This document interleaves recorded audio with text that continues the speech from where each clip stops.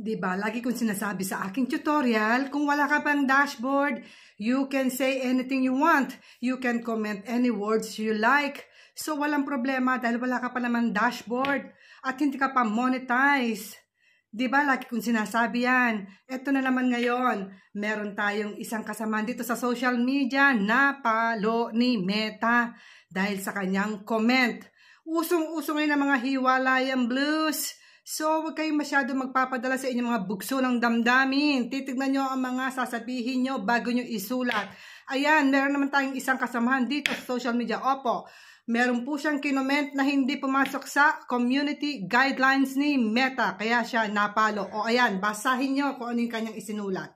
Sana kayo, huwag nyong gagayahin, mag-iingat po kayo. Lalong-lalo na dyan sa mga gustong ma-monetize at gustong mabigyan ng mga monetization tools. Huwag na huwag po kayong lalabag sa mga community guidelines para kayo ay ma-invite ni Meta.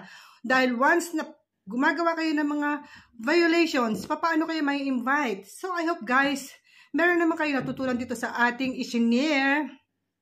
Kaya po tayo ngayon ay mag-iingat sa mga salitang ating sasabihin.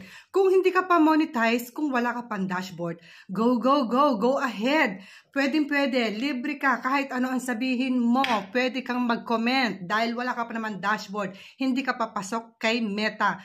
Pero once na meron ka ng dashboard at malapit ka na ma-monetize or ma-monetize ka na, please lang ingatan mo dahil baka hindi ka pa monetize, ma-demonetize ka na, kagaya dito sa ating isang kasamaan sa social media.